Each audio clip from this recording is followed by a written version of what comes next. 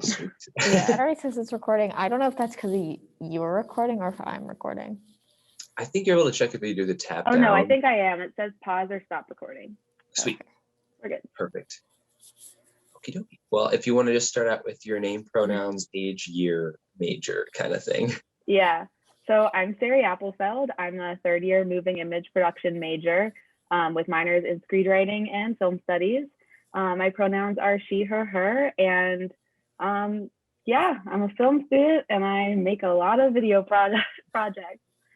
My short text is in the festival this year. Right. I guess just right into it.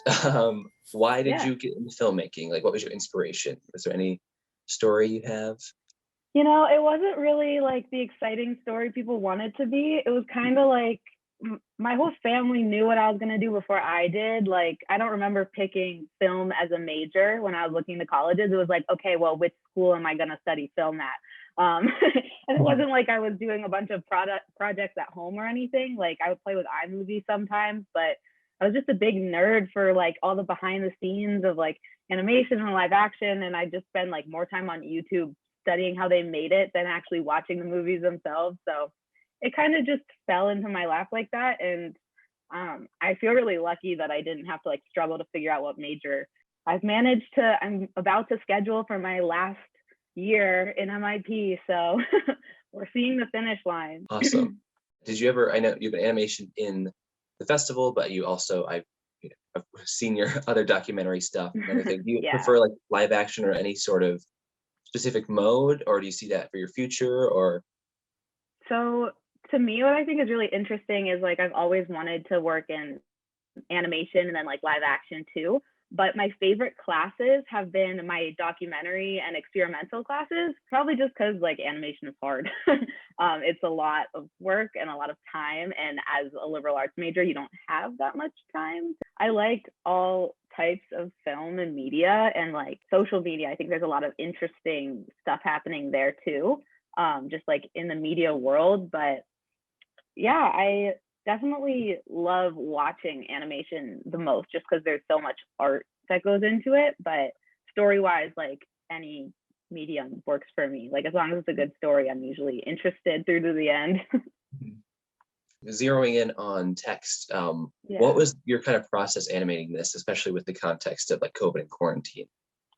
Yeah, so this was really interesting. Like I started this project at school and then we went on spring break. And then we were stuck working at home. So I made the whole thing on my MacBook Air that I'm currently using. And it's like so loud. I don't know if you can hear it, but like it was just a lot. I have a Wacom tablet that's got like a USB plug-in and I used Toon Boom and tried my best given, well, the other like big struggle on top of COVID was we were given 2 weeks to make a 30-second animation, which isn't a lot of time. But I'm just proud that I got something out, especially because that was literally the first weeks of being home. Like school had started up right when I got back. So it was a big transitional period for all of us. Yeah. And while I was working on it, I did have moments where I'd like get in the zone and just like kind of go for 4 hours at a time without stopping and like not realize how much time was going by. But I definitely remember my whole family was home and every time someone came in my room, I was like, go away. Like I'm gonna be up all night, go away. And so it was definitely stressful, and I was proud that it was finished and that it was a full, complete like story start to finish in it's a really short, I think it's like 30 seconds or something. So having like a full arc in there, I think I was pretty proud of that.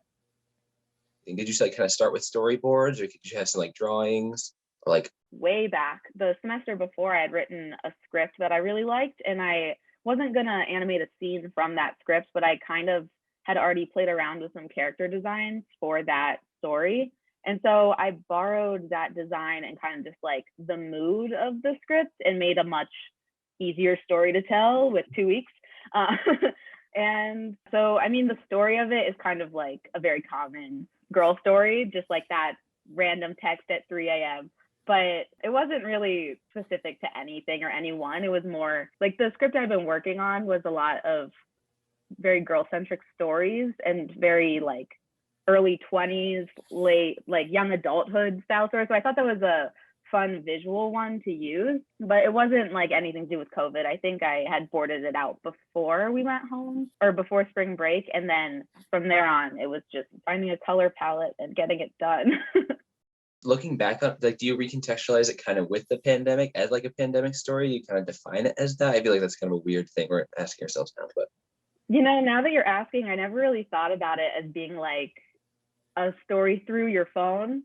But it really is like, I didn't even realize that a lot of people are just communicating through phones now, and like us right now through a laptop, but that's not much different. The intent wasn't that, but it definitely fits. I think what spoke to me just kind of watching it a year later is just like kind of like that, the sweat drop, surreal transition, kind of like into like overthinking and kind of just like being out of the moment, but fully in your phone. It's cool. Yeah, it's also interesting because like so much of our lives now happen through technology, and we're just sitting in our bedroom, and like big life changes can happen, or big like exciting moments are happening, and you're just like, oh, yay. Yeah, and I think it's really interesting how you kind of captured that as well with like the movement of your like animations. It's kind of like all this at once, and then great job with that. Thank you. Mentioning the character design and color palette, did you have any inspiration or anything from that? Because I think they're both pretty distinct to kind of make it stand out. Yeah, I probably looked like Adventure Time color palette or something like that, and just found a picture I liked and used that. And I definitely was going for like those 2000s, like really bright turquoise, pink, kind of the colors of when we were younger, which is kind of weird to think about. But yeah, that was like kind of what I was going for, just like very bright, sort of girly, but not necessarily girly. What were some adjectives or anything you would describe to, what you would describe to the tone, or what you would want an audience to take from it? It's always be fun, very carefree and like poppy and fun. I think a lot of that is also achieved through your sound design. I guess when was that implemented? So I made an animatic out of the storyboards I had from before, and I did the sound design first. And not like every sound design, but like I needed to time it to the music was the main thing. Like there's things popping when the beat hits and stuff like that. So I found the music and like the anxiety swirl beat and the phone ding probably was like the meat and potatoes of it. And then anything I added afterwards was definitely once I was done animating. Do you have any styles, tendencies, habits you find yourself drawn to or notice in your work, or like thematic through lines? I mean, a bad habit I have is I like will just kind of go at it and then refine. Like I don't get super heavy in the pre-planning. I think with this one, I actually did a really good job with the pre-planning, the fact that I had an animatic to like time everything to. But I usually just like to have a big idea and then like cut it down. But then style-wise, I just really like very inviting animation, I guess, for the style of it. I wouldn't say that the style of this is how I really draw, because this was animated and I had to, you know, have some sanity left by the end. I draw with a lot more like human features. And this is very much just like a circle for a head, but there's a lot of shows that do that. And I definitely like looked back at Adventure Time or just like Rick and Morty, like those shows that have very geometric character design, and tried to emulate that as best I could in 2 weeks. But the main goal was just to like, okay, that's a person, I can tell it's a person, now what? Like you can move on to the story after that. Yeah. I think even with like that kind of thing, even with the base, you still get a lot of emotion through the features, through that. Thank you. Yeah. I like, here's my one sad thing. I really like drawing huge eyebrows, and I think I did do that in this. Yeah. Yeah. I don't really have any questions specifically, but if you want to talk about like kind of the credit sequence you kind of also added on. Oh yeah. I really like playing with titles. Maybe in another life, I'll be like a titles director or something. Like they go crazy for Marvel movies and stuff, but yeah, I just like to have the titles be in the scene. I think that it's more fun that way. So that's all I was doing with that. Kind of going off that, I don't know if you want to rope in Animation Club at all, because I know you are plug the club. I think that like as a club, we're just like open to anyone, and you don't need to be an animator, you don't need to be an artist, you don't need to be a writer, you don't even need to be in film. Like there's a lot of computer science and like art and tech people in this club, and it's just a place for people who are fans of animation to hang out and nerd out together. When you're making your work, or even for this, do you like, who do you consider as your main audience? Are you who you're trying or hoping for to make films for? This is such a deep answer, but I have always felt that like I know a lot of girls watch animation, but to a lot of girls that don't watch animation, it just seems so nerdy and so like niche. And so a big goal of mine is just to like make things that come off as cool and that like anyone feels welcome to watch. I think that taking away some of that nerdiness or like that you can only watch Disney movies, because there's so much other stuff out there, just like making that open, like that door for people to like get sucked in, because I definitely got sucked in very young, but it's never too late for anybody else. So that's definitely like a big like long-term goal, but just short-term, I just think film is fun, and especially with animation, like you can do literally anything. And when you're looking at like the big movies in theaters right now, they're really animated movies with like a face comped in or like really good voice acting. So yeah, I think that the animation in general is such a big part of film now. So that's another thing that just like making more people aware of that. Like when you go see a movie, you're actually probably watching an animated movie with live actors. Like it just depends on how many special effects are jammed in there. Kind of going back to text now, what does it mean to have your films shared and seen by other people? And that could be anyone from, just sending it to your friend to online audiences. Yeah, it is very nerve-wracking. I have always been a very like, I shelter my work. Like I used to like draw in my room as a kid, and if somebody knocked on the door, I'd like throw it and like, welcome, come on in. Like no one could see it. And so in college, it's definitely been like a big hurdle to get over, is like showing it to other people. But the nice thing about school is like everyone's learning and everyone's excited to see what you're doing. So that's definitely made me like showing it more. And I was supposed to have a documentary project in Digi last year, and it got canceled. And that was going to be like the first time I was really like broadcasting my work, besides just putting it on Vimeo for the 30 people to see.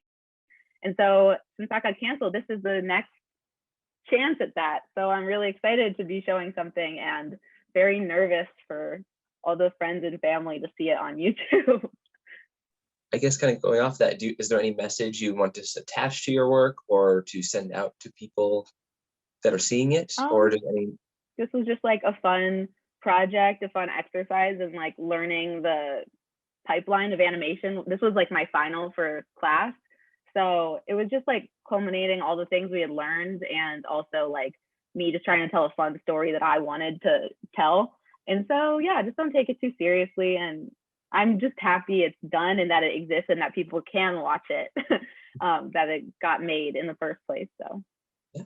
What do you hope to make in the future? Are the ideas explored in this film something you're interested in continuing to explore in the future, or larger projects, either animation or kind of broader? Yeah, I think the general like broader content of the film, that just like these very specifically woman centric stories, I definitely want to keep sharing, just because the more the merrier. And especially like adult animation, there's only a handful of shows that are really targeted towards women, like Tuca and Birdie. That's really all I can think of right now. So it's just like to me, it's like a frontier, like it's a big space that hasn't really been occupied yet. And I just want to like keep telling stories in that realm. And this definitely doesn't necessarily fit there, but it kind of leans towards that more adult content that I think hasn't been shared yet. So. Well, thank you so much. We're like virtual round of applause. Thank you guys. Excited to see the festival. Yeah, me too. Yeah, it's awesome. Congrats again. Thanks for having me. Yeah, of course.